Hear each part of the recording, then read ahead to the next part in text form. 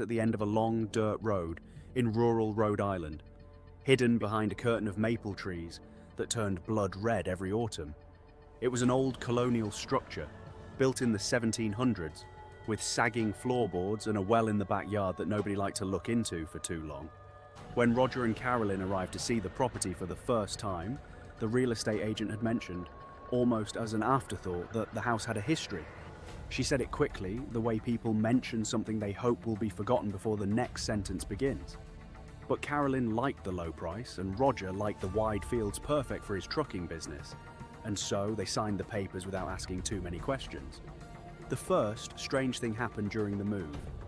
As boxes were being carried through the front door, a family friend helping them unload froze on the porch and refused to go any further. She said the house did not want her inside it.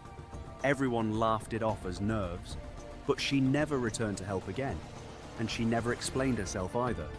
Within the first week, the clocks in the house began stopping at the exact same time, every single day, no matter how many times they were reset or replaced with new batteries. 3:17 in the morning, Carolyn noticed it first, waking suddenly from a dead sleep, as though something had physically shaken her, and finding the hallway clock frozen at that same impossible hour. She told herself it was faulty wiring. She told herself that for weeks. Then came the smell. A thick, rotting odor would fill certain rooms without warning, strongest near the old stone hearth in the keeping room, as if something long dead had been sealed behind the walls. Roger tore into the fireplace, searching for a dead animal, a bird, a raccoon, anything that could explain it. He found nothing. The smell would vanish as suddenly as it appeared, only to return days later in a different room entirely, drifting through the house like it was searching for someone. Carolyn began sensing a presence most strongly in the kitchen, near the cellar door. She described it later as a coldness that had weight to it, a pressure against her back whenever she stood at the sink with the water running. One evening, while she peeled potatoes for dinner, the cellar door creaked open on its own, though it had been latched shut only moments before. She stood frozen, listening to the stairs beneath her feet, certain she could hear something breathing down there in the dark. The disturbances grew bolder as the months passed.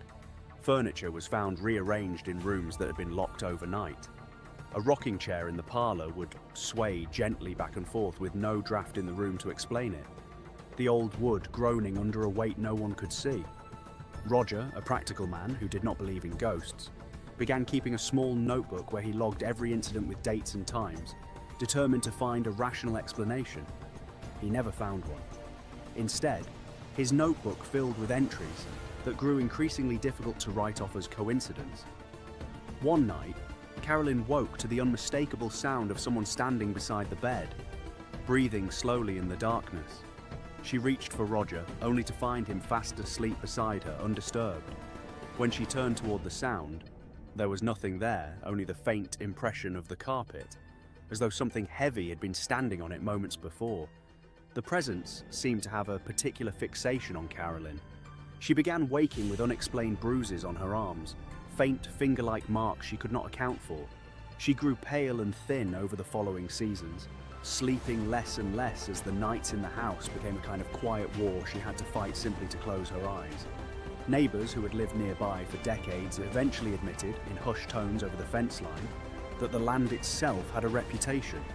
Several people who had lived in the house long before had left in a hurry, their belongings still packed in boxes on the porch, unwilling to spend even one more night beneath that roof. Local historians who Roger and Carolyn eventually consulted uncovered fragments of the property's past, a story about a woman who had once lived and died on that same land in the 1800s under circumstances nobody could fully agree on. Some accounts suggested she had taken her own life inside the house. Others claimed she had simply vanished from local records, as though the town itself preferred not to remember her.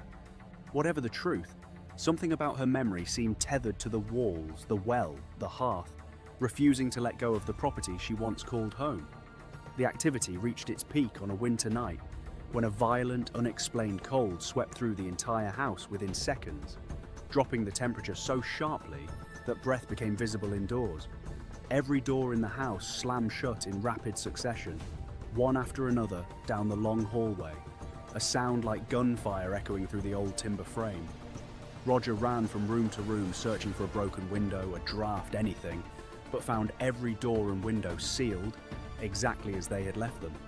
It was after that night that Carolyn finally reached out to paranormal investigators who had built a reputation for documenting cases just like hers.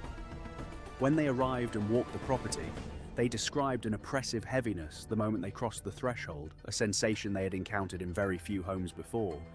Using their equipment, they recorded sudden temperature drops in the kitchen with no logical source, and captured strange fluctuations that defied explanation on their instruments.